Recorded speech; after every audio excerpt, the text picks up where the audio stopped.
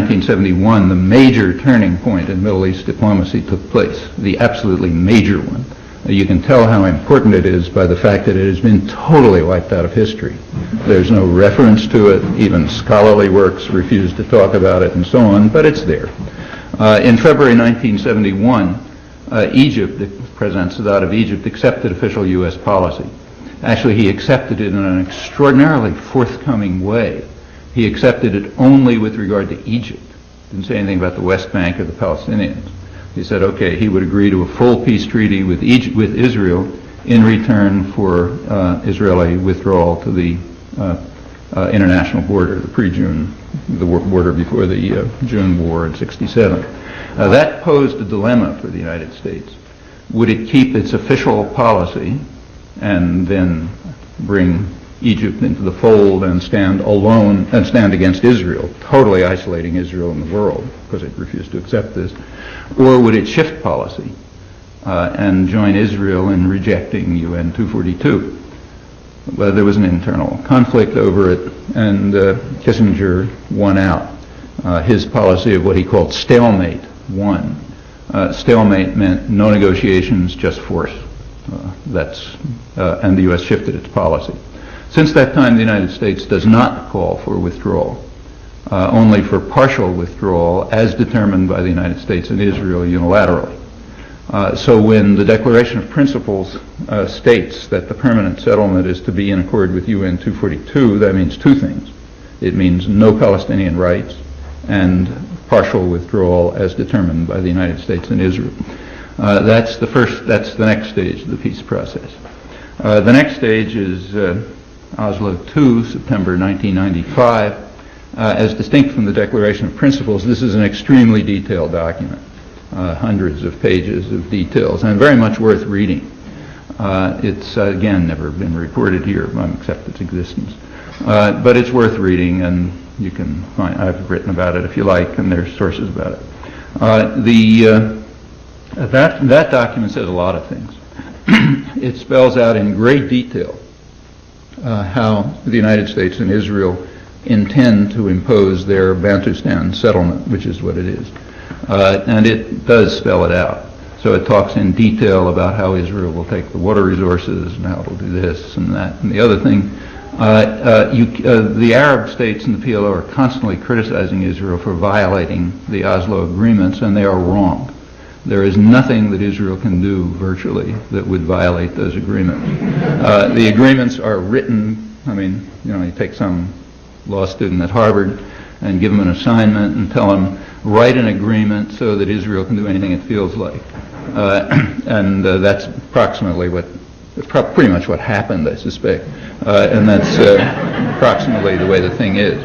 If you think anything is in violation of it, you'll find a phrase somewhere which says it's not really in violation of it. And it's basically carte blanche. The general idea of it is that Israel will take approximately a third of the Gaza Strip and its crucial resources. It's a very arid area, but it has some water. And that water has to be used for a few thousand Israeli settlers so they can have luxury hotels and artificial lakes and water-intensive agriculture, which is valuable to Israel, and subsidized fish ponds and so on, while the rest of the population, which is very dense, doesn't have any water. That's Gaza. On the West Bank, the general idea is that it'll be broken up into several cantons, what amount to Bantustans, which will contain the densely populated areas, but will leave for Israel the usable land and the resources and so on. The first stage gave the Palestinians about 2 or 3% of the West Bank, like downtown Nablus. Israel got 70%, and the other 28% is under Israeli control, and it's broken up, if you look at the map, into about 100 or more little pieces that are sort of disconnected, where there's Palestinian administration. It's certain that Israel's not going to keep that much territory. It's useless territory, and they don't want it. So the settlement that they're moving towards is probably very much like the original Alone plan. which called for Israel to keep about 40% of the territory and the resources and not have to deal with the population. A rather crucial part of Oslo II is that it completely rescinds UN 247. This is not usually recognized, but it's important. One part of UN 242 that everyone agrees on every interpretation, is that there are no rights of conquest. Okay, that no rights accrue to military conquest. And in particular, Israel has no legal rights to the territories it conquered. But that's rescinded in Oslo II, which states that the Palestinians must accept, and do accept, because they signed it, all legal rights of Israelis and Israeli-owned corporations anywhere in the occupied territory. I'll give you the exact wording if you like. That includes what are called government and absentee lands, which amount to, Israel determines it unilaterally, but probably half the territories or so, plus everywhere else, even downtown Nablus. So that flatly and totally rescinds every last element of UN 242. The Palestinians are granted one right in the agreement, and in fairness, have to mention this. Israel, the Palestinians are completely responsible for and have total control over all legal claims against Israel for anything that might have happened during the occupation from now to the future. So if anybody charges them with anything, the Palestinians are responsible for it. And if the charge goes through the courts, the Palestinians have to pay Israel for any costs that it might have to pay for this. That's the one right that the Palestinians have, so they do get something. Well, that's the official record. If you look at the facts, they pretty well correspond to it. I won't go through the details, but immediately after the Declaration of Principles, the Labor government, I'm talking about the Labor doves, immediately expanded settlement in the occupied territories. Now, they could do it for a simple reason, because folks like us are paying for it. Otherwise, they can't do it, authorizing it and paying for it. So with U.S. approval and aid, they immediately expanded settlement in the occupied territories to institute the intended version of the peace process. The form is taking shape roughly in the manner that I described. If you look at the issues of contention, like right now, the negotiations are supposed to have been blown up by Netanyahu's construction in southeast Jerusalem in what Israelis call Har Choma, a little unsettled area of southeast Jerusalem, right in between a couple of Palestinian neighborhoods. That blew up the peace negotiations and has led to the current turmoil. That's blamed on Netanyahu, but that's only because it's convenient to blame it on Netanyahu. In fact, that building program was announced by Shimon Peres's building minister in February 1996 to begin approximately when it did begin, exactly as it did, 6,500 units for Jews only in exactly that spot. And furthermore, they began to implement it. So even before the election, Palestinian demonstrators were trying to block bulldozers beginning the construction in Har Choma. Netanyahu, in fact, continued the operation and did it in the style that the United States doesn't like and that Western humanists don't like, namely brazenly and in your face.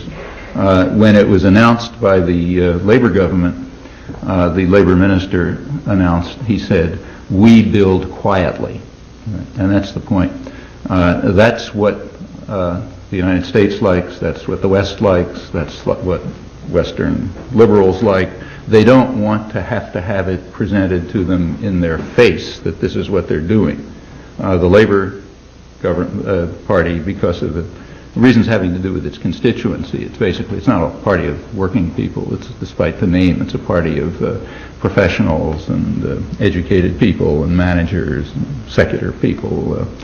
And they understand the norms of Western hypocrisy. So they know that you're supposed to build quietly, not brazenly. And if you can find, it's very hard to find any other difference between Labor and Likud. They're mostly differences of style like this. And the United States does find Labor offensive, and American liberals don't like it, and so on and so forth. And they prefer Labor. but it comes out the same way. That's true of Har Homa, and it's true of a much more important development that's going on right now, is the Labor Party had a program called E1, which is construction to the east of Jerusalem. Jerusalem, incidentally, has nothing much to do with what used to be called Jerusalem. Jerusalem is a big area, a big ever-expanding area, which is intended to reach virtually to the Jordan River. The intention of the Labor Party, explicit, I mean, wasn't a secret. If you don't know it, it's because you choose not to know it. I mean, they didn't try to keep it secret.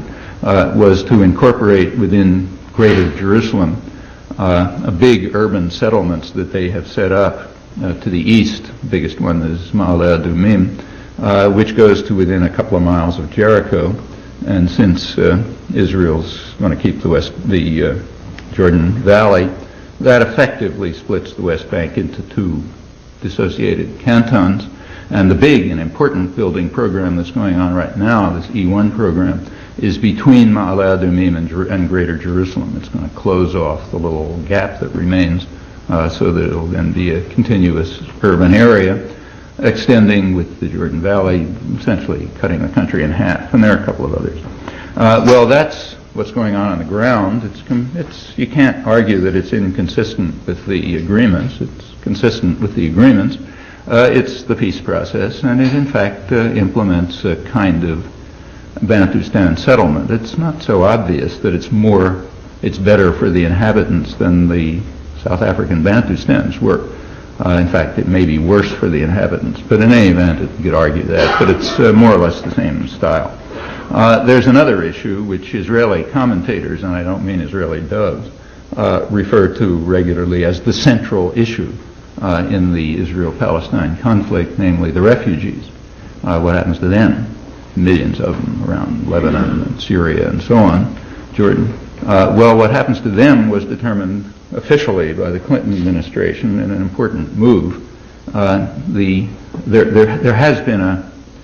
is a UN resolution reached unanimously in December 11th, 1948, and reiterated unanimously with unanimous support every year since, which says that the Palestinians have the right of return or compensation. That resolution spells out the meaning of Article 13 of the UN Declaration of Human Rights, which says that everyone has the right to leave their country or return to their country. That's the most famous article of the UN Declaration of Human Rights. Everyone in the United States knows it. Because every December 10th on Human Rights Day there was a big parade led by leading civil libertarians, etc., denouncing the Russians for their refusal to live up to Article 13, which says everyone has a right to leave their own country. So why don't they let the Jews come to the United States? Big fuss every year. Except that's not what Article 13 says. It says to leave their own country or to return to their own country. And those last words were never mentioned. You can check.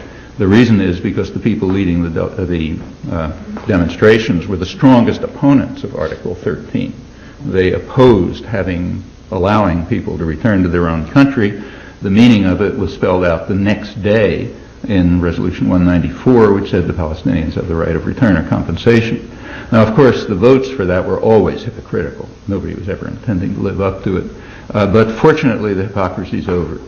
The Soviet Union's no longer around, so Jews are allowed to leave their own country. And the Clinton administration officially rejected the other half for the first time. It rescinded Article 13 of the UN Declaration of Human Rights and announced it voted in the UN against Resolution 194. So the hypocrisy is finished. Now we just oppose the Universal Declaration totally, both sides. And that was important. That meant that the central issue is finished. The vote was the usual one. I think it was like 150 to 3 or something like that. But if the U.S. votes against a resolution, it's vetoed. That's what power means. If there are votes at the UN, as there are, like 151 to 1, and the one happens to be the United States, it's vetoed. That's simply the meaning of power. Well, I won't go on. What all of this demonstrates, I think pretty dramatically, is how the world works, namely by the rule of force. Those who have force and violence at their command get what they want, especially if they can control information and knowledge and understanding, so that nobody can protest because nobody knows. And that requires some cooperation on the part of the people who spend their time more profitably talking about the noble and saintly glow of foreign policy. But the whole thing fits together rather coherently when you think it through, I think.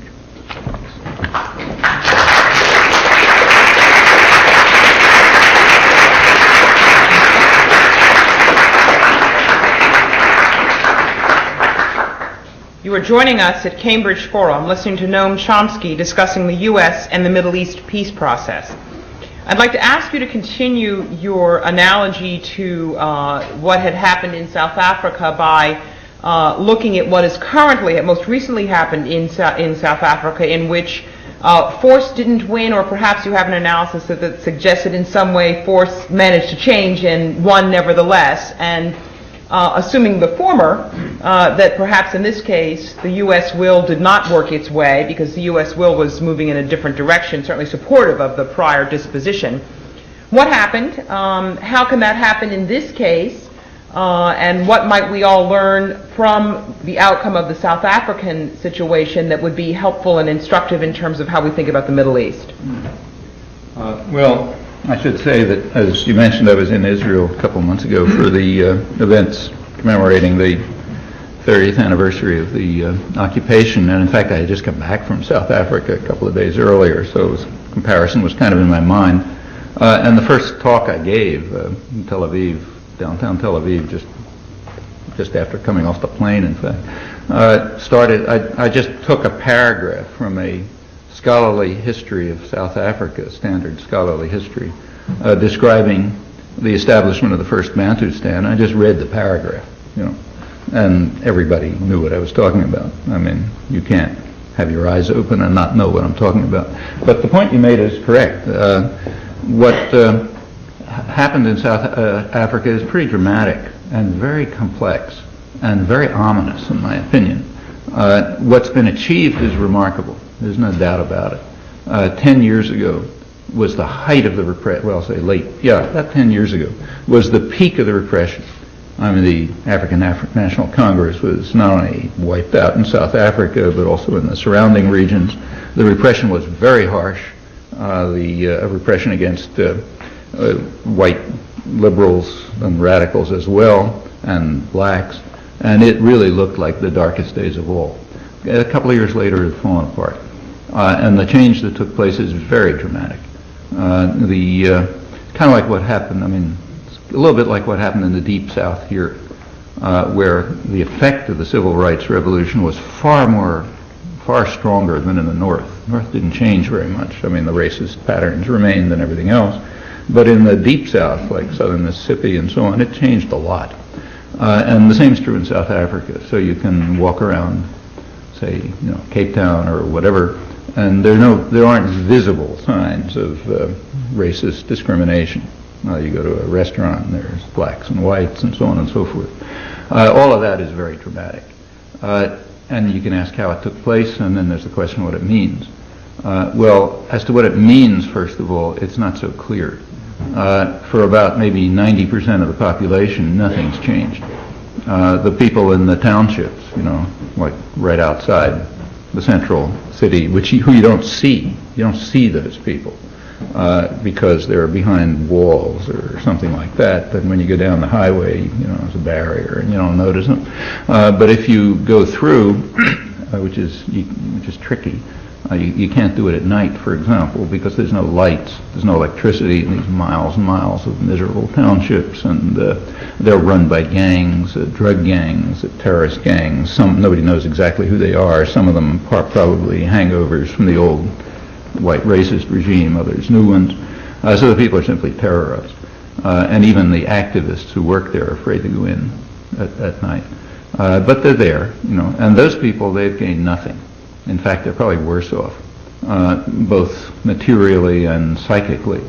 They're worse off materially because the new government that came in, which is a black-run government, with ANC leaders and old fighters in the top positions, it has instituted a very harsh structural adjustment program of a kind that the white racist regime didn't quite have the strength or will to institute. World Bank, IMF type program, and it's having the usual effects. These programs are supposed to bring about economic growth, and in a certain technical sense they may. I mean, look at macroeconomic statistics, they might not look too bad, but they sharply increase inequality, they reduce health and welfare standards, they harm a substantial part, usually a majority of the population, particularly the more vulnerable, like women and so on. And that's happening there now by the black government. Furthermore, they're harmed, I think, I don't know how to measure this, but I suspect that they're harmed psychically by the fact that they can see, that their former comrades, people they fought with courageously and struggled with and so on. Some of them are now riding around in Mercedes-Benzes and going to the best restaurants and living it up with the white folk and so on and so forth. I don't know exactly how that feels, but I can kind of imagine, and was told, in fact, if you can't imagine. But that's the situation now, and just where to lead is not so clear. I mean, it might lead to a real blow-up. So it's a complicated situation. I mean, there has been a dramatic victory, a victory for, the human spirit or something that you could hardly have imagined, and that cannot be denied, and it's very evident. On the other hand, it has its ominous side, and it's not clear how that's going to be resolved. There's a lot of conflicts and problems. How did it come about, the great victory? And it was a great victory that was achieved. Well, it came about, here there are some analogies to the Israel-Palestine thing, but they sort of start to get, to change, to break down somewhat simply because of questions of scale. So like in South Africa, it was 80% of the population is black, or what they call colored, Asian origin, and or more. But whereas in Israel, it's in Israel proper, it's a little under 20%, which is not Jewish. So the figures are almost inverted. In the territories, it's different. There is an apartheid issue inside Israel, as there was inside South Africa, and it's very severe. Again, that's something that's not talked about here because it's not pleasant to talk about, but it's true. So you may have noticed a couple of days ago there's a big front page story in the newspapers about the Russians proposing laws which are going to persecute Christians, right? And that was a big horror story. And it was, you shouldn't have laws persecuting evangelical Christians. But you take a look at those laws and take a look at Israel's laws persecuting Christians, and they're far worse, incredibly far worse. So, for example, Israel has laws which bar Christians from about over 90% of the land of the country. That's a pretty strong barrier, In fact, Israel has laws barring Jews. Rabbis can't conduct ceremonies and can't have prayer books and so on and so forth. But the worst ones are the ones discriminating against non-Jewish citizens, I mean. The laws don't specifically say Christians aren't allowed to do so-and-so. What they say is that, for example, in the case of the land laws, that over 90% of the land is under the control of an organization which, by its contract with the State of Israel, is directed to work only for the interests of people of Jewish race, religion, and origin.